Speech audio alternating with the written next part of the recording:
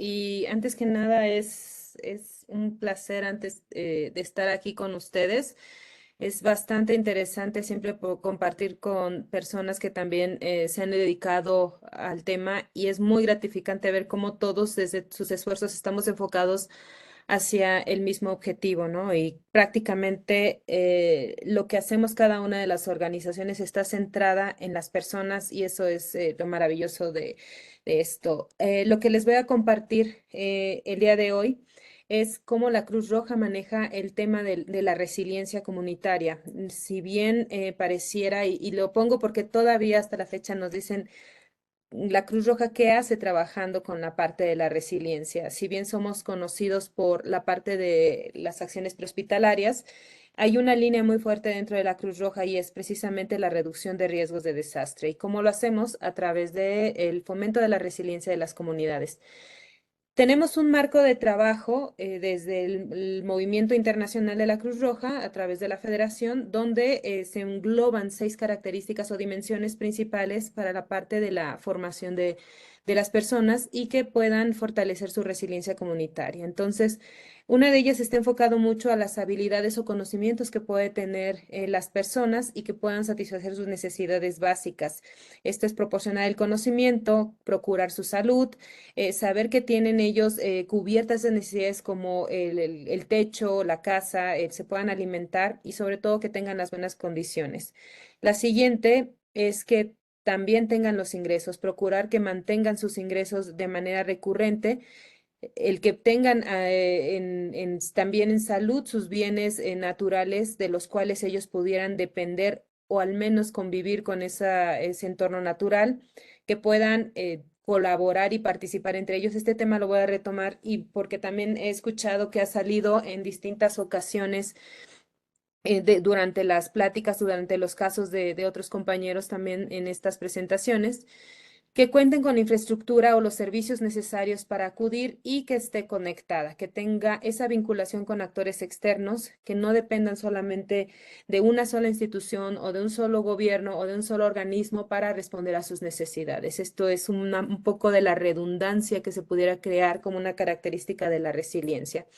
Entonces, el marco es que si podemos cumplir con estas 6 características de la comunidad resiliente, el impacto de un evento o de algún desastre tendría que afectarles lo menos posible. Si tenemos en orden estas 6 dimensiones con la comunidad, pudiera ser que el impacto sea menor y ellos puedan salir adelante con mucho más facilidad o que les genere los menores daños, tanto físicos como en sus bienes o en la comunidad en general. Ese es el principio básico, cómo nosotros pudiéramos estar fortaleciendo estas 6 dimensiones con las comunidades. Para lograrlo, tenemos en cuenta que es todo un marco de trabajo. Muchas veces no podemos ser tan integrales de manejar todos estos o de atender todas estas dimensiones y a veces nos pudiéramos estar enfocando en unos más que otros. Lo importante es buscar la manera cómo participamos nosotros, cómo pueden otros actores participar para fortalecer esas dimensiones de la comunidad resiliente. Yéndome, poniendo un poquito en pausa el tema de la resiliencia, sí me gustaría compartirles cómo es que Cruz Roja Mexicana se ha estado involucrando en los proyectos de trabajo comunitario. Y esto es un poco de presentarles el ciclo de respuesta que tenemos y ustedes quizás van a ubicar perfectamente un punto, ¿no? Y es este, pasa un evento y lo primero que nos viene a la mente es cómo la Cruz Roja atiende en la medida de lo posible el impacto, ya sea a través de sus grupos de atención prehospitalaria o los grupos de búsqueda y rescate que también tiene la Cruz Roja Mexicana y posteriormente, en días, podemos pasar de la etapa de la respuesta inmediata a la etapa de la recuperación a través de la distribución de ayuda humanitaria. Esto se hace a través de las donaciones que recibe la Cruz Roja Mexicana y se empiezan a enfocar hacia la entrega de esta ayuda humanitaria, que muchas veces, en la gran mayoría de los casos, se basa en la parte del alimento, de los kits de higiene personal y en los kits de limpieza del hogar, que es prácticamente las necesidades más inmediatas que genera o que resultan después de un desastre. A veces en que tenemos la oportunidad, de acuerdo a de ciertas donaciones, de atender otras necesidades como la parte del cobijo, como la parte de mejorar la infraestructura de las viviendas. Entonces entramos también a esa parte de la recuperación, pero entramos en esta. Y hasta ahí la imagen de la Cruz Roja había quedado bien plasmada dentro de la percepción de la población. Sin embargo, este es algo que todo mundo sabemos, que después de ocurrir un desastre y se entrega, el alimento les llega a durar dependiendo del número de familias que tiene, del número de miembros de la familia que tiene cada hogar, les puede durar entre una semana hasta 15 días. ¿Y después qué pasa? Se acaba el alimento. ¿Qué es lo que pasa después de una familia que pasa una inundación, que pasa un sismo, que pasa algún impacto de un huracán? ¿Cómo sigue su recuperación? Porque lo que damos en este momento quizás se agota y no les deja los medios o los conocimientos. Por lo tanto, vimos la importancia de amarrar completamente el ciclo. Y lo pongo, puede pasar después, pero sin embargo el principio de nosotros es trabajar con las comunidades antes de que ocurra el impacto. Siempre ha sido el principio fundamental del trabajo con las comunidades. Y entonces empezamos a trabajar la preparación comunitaria a través de la educación, a través de la formación de grupos comunitarios, como también otras organizaciones ya se los han expuesto, no dista mucho de lo que también hemos desarrollado, y empezar también a trabajar líneas de la acción anticipatoria. Cuando ya sabemos que el impacto es inminente, como es el caso más claro de posiblemente una erupción volcánica o algún impacto de un huracán, es recurrir a las comunidades para hacer una distribución y de alguna manera también mitigar el impacto una vez que ocurra. Y esto se hace a través del Programa Nacional de Reducción de Riesgos de Desastre que tiene la Cruz Roja Mexicana, que también está inserta en la coordinación de socorros, pero también nos apoyamos de muchas otras áreas que tiene, como la parte del voluntariado, la parte de la capacitación. Hay un área que es de jóvenes, de hecho, es juventud, y todos aportan herramientas de trabajo comunitario. Entonces, hemos visto que para cumplir cabalmente con esta parte de la preparación comunitaria, estamos enfocados en la parte de origen natural, aunque estas metodologías no disciernen mucho de lo que es en otras situaciones como provenientes de la cuestión social o de la cuestión de la salud, como fue lo del COVID-19. También empezamos a insertar algunas acciones relacionadas. Y aquí hay un punto que sí quisiera compartir, ¿no? Es en la parte de la fortalecer la cohesión social y fomentar la participación comunitaria. Y eso es algo que he escuchado que entre los comentarios tienen bastante duda cómo lo hacen. En los retos que han tenido también algunas de las organizaciones para trabajar, sin duda, es la cohesión social. Y esto lo hemos aprendido a través de la experiencia y lo teníamos como una institución altamente asistencialista al entregar la ayuda humanitaria. Cuando queríamos prepararlo, la gente se volteaba y decía, ¿no traes ayuda? No, y nos daba la espalda, ¿no? Ah, bueno, ya me voy. ¿Cómo poder trascender de esa visión asistencialista a convencerlos de manera voluntaria, sin condicionarles la participación, que acudan a capacitarse por el trabajo? Y nos dimos cuenta que tenemos que hacer un gran trabajo con las comunidades. Una comunidad que resultó seriamente afectada es porque padece de muchísimas vulnerabilidades y entre ellas las sociales. En la parte de, por lo regular, son comunidades en asentamientos irregulares o que están distantes del centro, de los centros urbanos o de acceso a los servicios y por lo tanto están renuentes y desconfiadas del recibir ayuda. nos dimos cuenta que este trabajo que con las comunidades tiene que ser mínimo a mediano plazo, a largo plazo, para fortalecer esta cohesión y que fortalezca esta participación voluntaria desde las personas.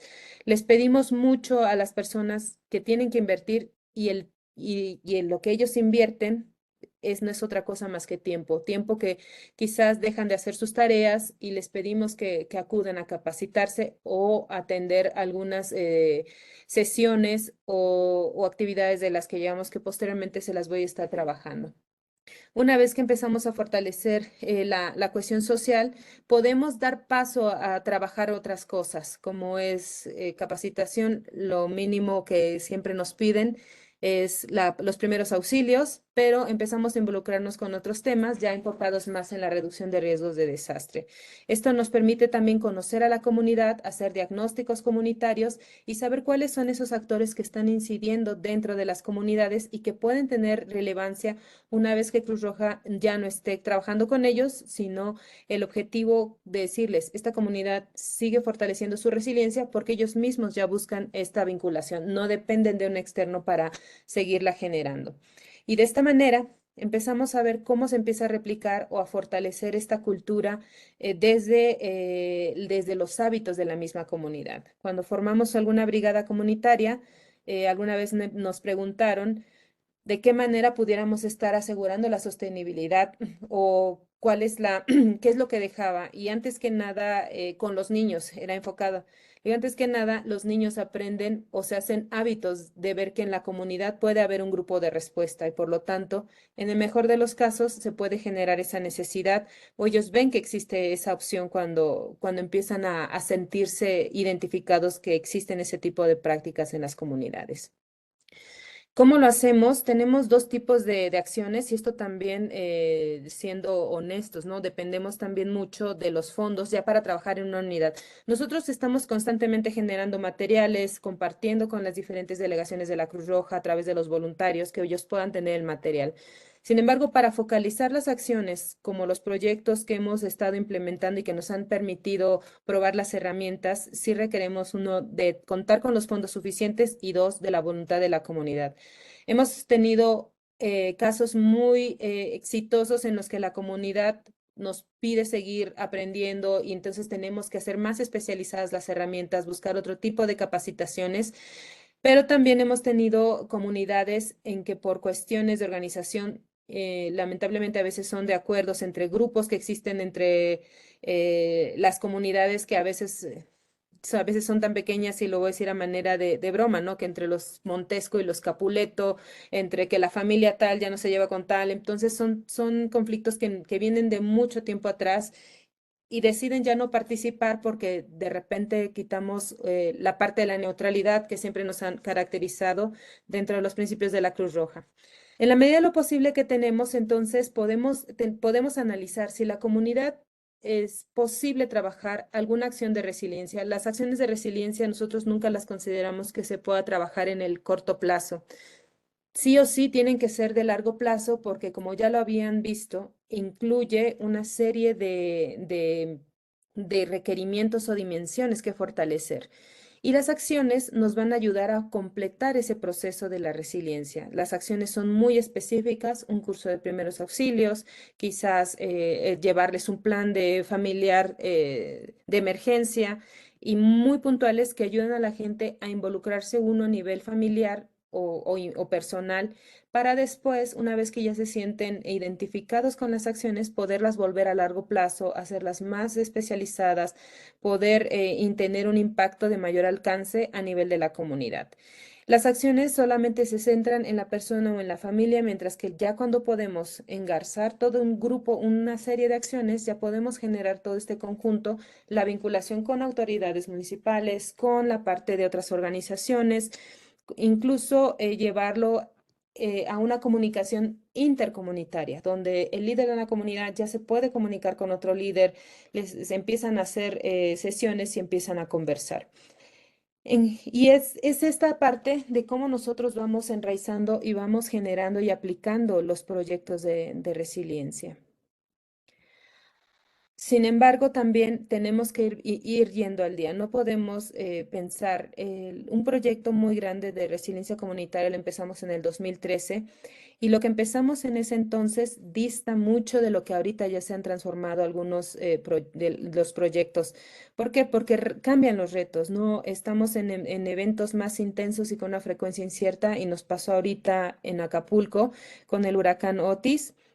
Acapulco y Coyuca, donde los escenarios del huracán del impacto a las 5 de la tarde era que iba a ser categoría 3. Se dio el aviso a las comunidades que iban a impactar con esa velocidad y la gente decía, ya hemos pasado por esto, no pasa nada, va a caer lluvia, va a ser un poco de viento y todos subestimaron el evento en todos los sentidos.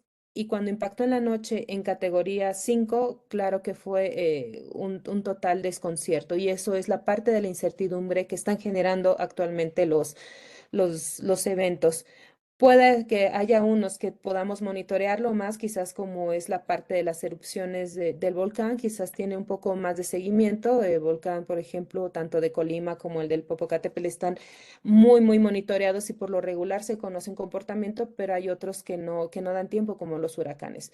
Y hay otros que son tan imperceptibles, pero que generan grandes daños, como la parte de las inundaciones lentas, que poco a poco crece un poquito el agua y la gente no percibe cuál es el daño porque se empieza habituar a ese impacto o las sequías, que hasta que no se agota el último requisito de algún depósito o de algún acuífero, no podemos, no nos obligan a tomar alguna acción hasta que se ve exacerbado porque es tan paulatino que no nos damos cuenta. Entonces hay que tener en cuenta cómo va cambiando todos esos escenarios del impacto para nosotros ir al día y empezar a sensibilizar. Nuestro trabajo de la Cruz Roja depende muchísimo en gran parte de la sensibilización comunitaria, del conocimiento, de la participación y de la cohesión social, para que después podamos dar pie a otras acciones o pueda ser más fácil que ellos colaboren con otras organizaciones o con el mismo gobierno que trae las acciones porque están sensibilizados.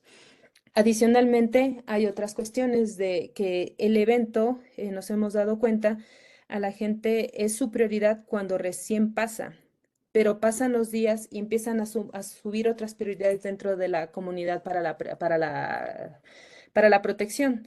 Empiezan a ver que la cuestión económica, los ingresos, la salud de la familia y otra cosa como se han sumado, la inseguridad de las comunidades, una pandemia, entonces empiezan a restar como importancia y esto es normal, ¿no? Entonces también tenemos que estar muy, muy sensibles para saber, sin minimizar las otras prioridades, es trabajar de manera conjunta, porque los eventos no van a esperar a que pase un problema para que ocurra. Entonces también tenemos que irlos poniendo y trabajando al día todas estas situaciones. Y esto lo hacemos a través de compartir información, de la capacitación constante de los equipos. Es por eso que también mencionaba la licenciada Carla Méndez que hemos trabajado desde hace tiempo con Senapred porque nos interesa muchísimo esta vinculación, sobre todo del conocimiento, de estar al día con qué pasa con los eventos y nosotros de alguna manera apoyar con la difusión de la información y la sensibilización de las comunidades. Es generar y dar importancia, porque sí o sí tenemos que tener el contacto. Y es lo mismo, imaginemos que nuestra familia está aislada y que pensamos que tenemos todo. Pasa alguna situación que creo que Verónica puso, ¿qué hacen si hay alguien que tiene una emergencia en casa? Si no nos vinculáramos, no sabríamos el teléfono de quién llamar, quizás no sabríamos nosotros cómo reaccionar ante primeros auxilios. Entonces son esos pequeños ejemplos que nosotros los vamos poniendo ya a nivel comunitario, que lo mismo que pasa en casa, que a veces solos es muy difícil salir y es lo mismo que pasa con una comunidad. Y esto nos hace también replantear las formas de intervención, ¿no? La parte, ¿cuál es el mejor momento de trabajar con la comunidad? Lo que ven en la fotografía es una fotografía que hicimos a los 15 días después de que ocurrió el huracán Otis en Acapulco. Es una de las comunidades. Prácticamente las casas se quedaron sin ventanas, sin puertas, sin techos y los muebles salieron volando. Entonces es ver ¿cuándo es el mejor momento de tratar estos temas de la preparación? Evidentemente, este momento no era el mejor el tiempo, hay que ser muy sensible. Evidentemente, la prioridad de la gente es tener otra vez su techo, es tener alimento por si perdió los medios de vida. Entonces, hay que comprender también todo el ciclo de la gestión del riesgo durante, después de la respuesta y la preparación. Y tenemos todo un proceso de implementación. Empezamos, como pueden ver, es un marco bastante amplio. En la medida que podamos trabajar con las comunidades, lo aplicamos. A veces no nos da tiempo por diferentes situaciones, tanto de la apertura de una comunidad o de los recursos que tengamos o por procesos, por ejemplo, como ahorita que vienen las elecciones, pausamos todo para poder dar pie a otras situaciones que no requieran mayor compromiso o que se pueda tergiversar nuestros objetivos con la comunidad. Y siempre empezamos, y les quiero compartir esta parte de cómo hemos nosotros proyectado hacer estas acciones en las comunidades. Y tenemos estas etapas que quizás ustedes se sientan muy identificados de alguna manera, pero es que nosotros planificamos qué es cuánto vamos a necesitar, qué es lo que vamos a hacer, cuál es la zona, la selección de la comunidad, por qué ahí, por qué no en otras, cómo vamos a prepararnos para priorizar con ellos las actividades. ¿Qué es lo que posiblemente pudieran estar necesitando para nosotros que nos permitan hacer una planificación, un presupuesto y conseguir los recursos? El diagnóstico nos da la posibilidad, tenemos herramientas que son participativas. Lo hacemos mucho en consulta con la comunidad. Hacemos el diagnóstico comunitario, que es la herramienta de Cruz Roja, es el análisis de vulnerabilidades y capacidades. Es una herramienta, como lo mencioné, participativa que permite discutir con las personas, con grupos focales, en asamblea, tanto su historial de impactos en la comunidad, que reconozcan sus capacidades dentro de la comunidad y que nos ayuden a que ellos se pongan de acuerdo qué es lo que más pudiera estar priorizando dentro de las acciones que nosotros pudiéramos estar trabajando.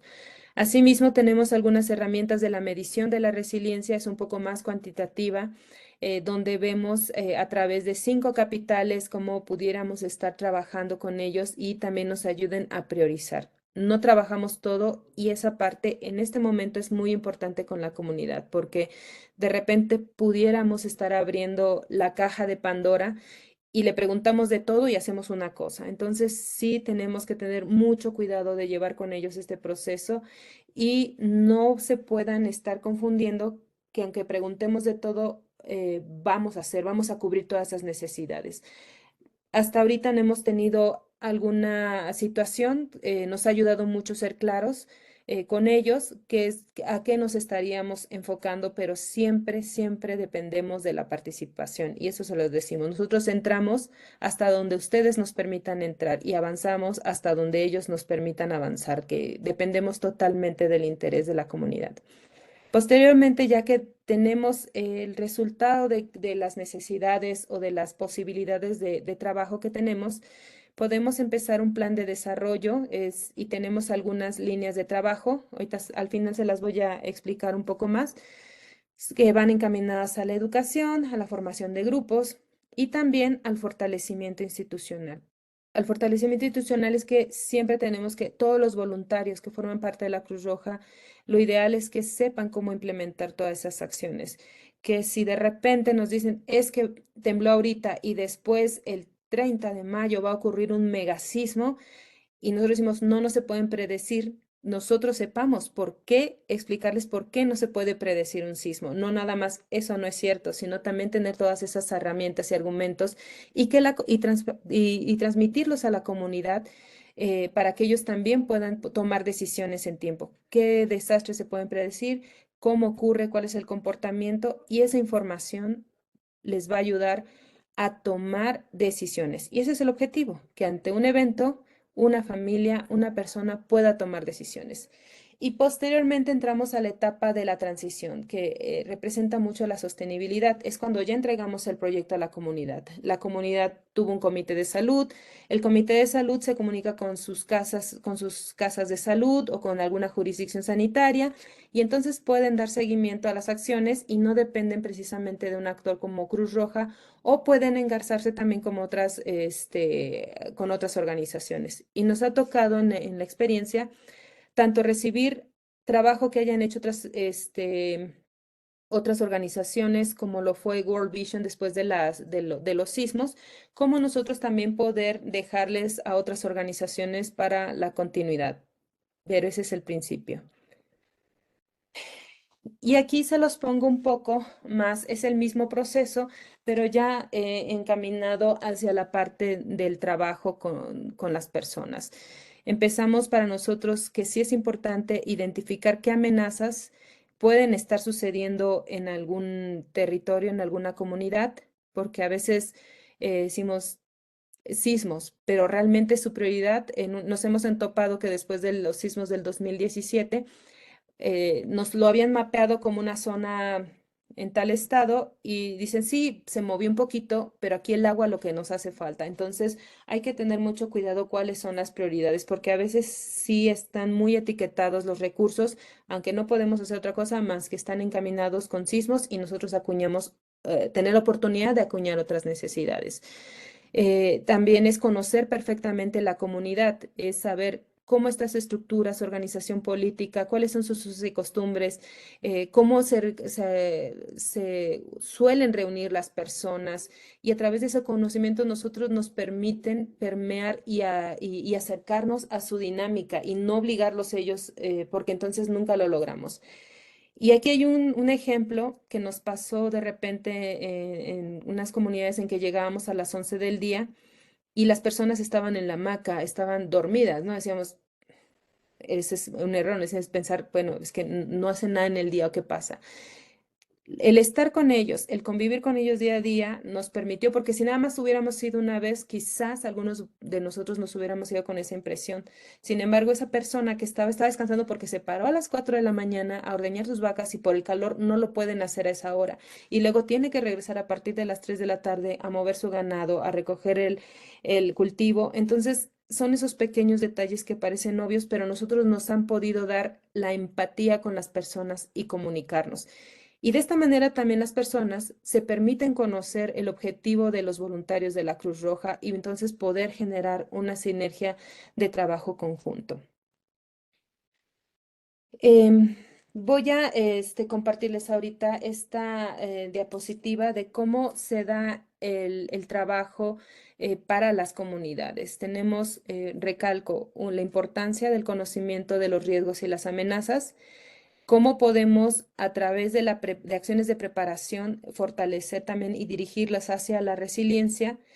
Y ahora, dados la importancia que han tenido determinadas amenazas, que ha sido una planificación basada en el clima, ¿cómo ahora considerar los escenarios de impacto de ciertos riesgos climáticos pueden ayudar a tomar decisiones y a planificar o a prepararse a una familia también a enfrentar los riesgos? Y sobre todo esta parte de la incidencia y vinculación, que no nos queda claro que si en esa parte de la incidencia, tanto a nivel local, regional, estatal, nacional, estas actividades solamente van a tener una permanencia muy acotada. No lo podríamos ver cómo es que trascendió a través del tiempo si no existiera esta parte de la incidencia y la vinculación. Y ahorita, ¿cómo lo hacemos? Les voy a presentar un poco de las acciones que tenemos dentro del programa nacional.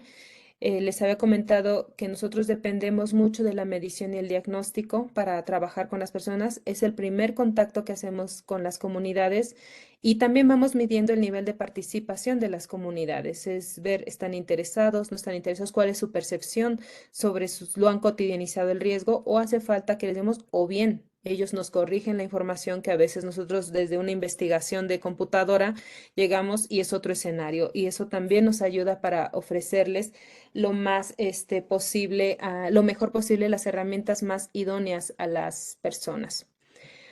Otra línea que hemos desarrollado es la educación comunitaria. Hemos desarrollado algunas líneas de estamos preparados ante y vamos cambiando las amenazas, ante las inundaciones, ante los sismos, ante los huracanes, y esas son actividades que son lúdicas, son de mucha participación con las personas, las involucra, les damos materiales didácticos. No es como tal esta una educación escolarizada. También lo tenemos con un marco de trabajo que se llama Centros Educativos Seguros, que eso ya avanzamos algo más formal, mientras que también tenemos unas líneas más informales, que es con adultos, con niños, con mucho más general y mucho más incluyentes. Vamos adaptando de acuerdo al tipo de público las herramientas. Si vemos que la mayoría de los participantes son adultos mayores, ideamos o ajustamos las herramientas para que sea accesible y también les ayuden a ellos. O si son más niños, si son jóvenes, vamos cambiando y adaptando, pero manteniendo siempre la línea del conocimiento. Otro, de las líneas que tenemos es la formación de las brigadas comunitarias. Eso es muy, ya lo hemos visto con otras ponencias que está muy relacionado a lo que han venido hablando el día de hoy. También las brigadas que hemos formado también estamos impulsando para que se registren en esta Estrategia Nacional de Grupos Comunitarios y también les damos alguna formación no tan especializada como los que les mencionaron en el CERT, sino quizás ahora lo que sigue es que las brigadas puedan tener la oportunidad de calificarse en algo así, pero al menos les damos una estructura, que sean los primeros respondientes de su comunidad, que sean que no tengan que estar esperando una ambulancia, un equipo de respuesta para algo que puede salvarles la vida, porque son una primera respuesta. La salud enfocada en la reducción de riesgo, tenemos sí o sí la parte de los primeros auxilios. También hemos metido temas de COVID, de transmisión del dengue, de esas cosas que vamos priorizando dentro de los análisis de vulnerabilidades y capacidades en un primer paso con las comunidades. Los microproyectos sociales hemos también tenido en algunas ocasiones fondos para hacer con ellos como la protección de los bienes y de los medios de vida, de los bienes de las personas, de los medios de vida. Hemos facilitado recursos para que puedan mejorar su acceso al agua, para la protección de sus animales de traspatio, para la protección o la rehabilitación de algunas casas de salud que puedan tener y proporcionarles insumos. Y esto lo ponemos en el marco también pensando en que cuando ocurra un desastre, ellos puedan quitarle una rayita más a la vulnerabilidad o algo que vayan a estar teniendo como prioridad de atención. Y el último es la parte de abogacía a través de la gestión de conocimiento.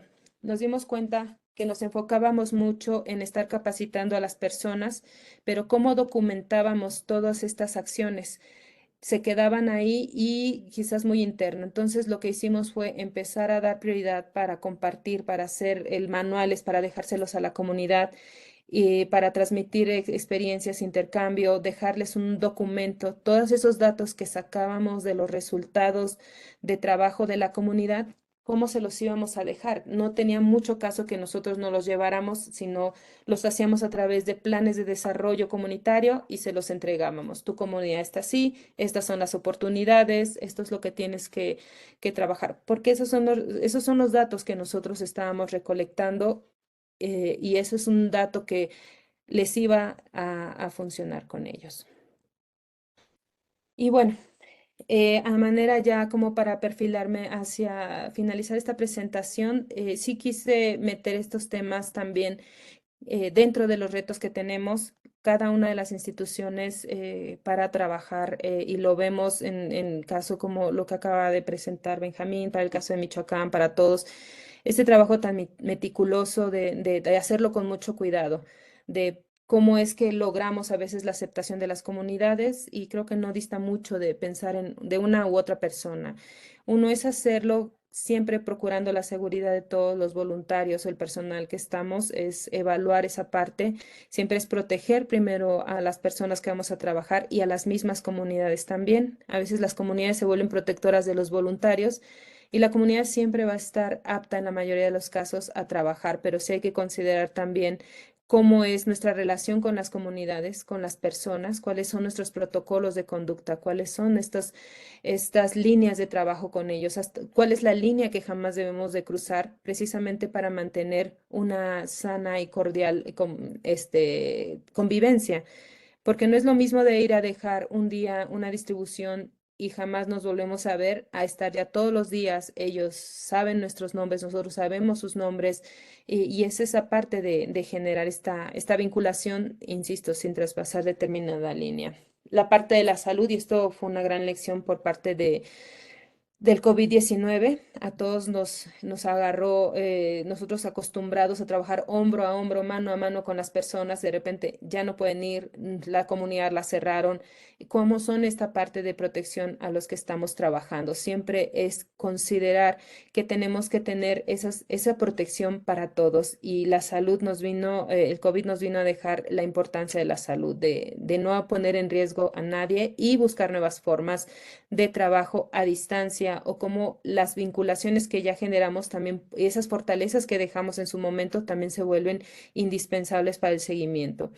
Y por último, la parte del medio ambiente, cómo repensar nuestras acciones sin generar impacto. Y hay una frase que dice, llega a un lugar y deja lo mejor de lo que lo encontraste.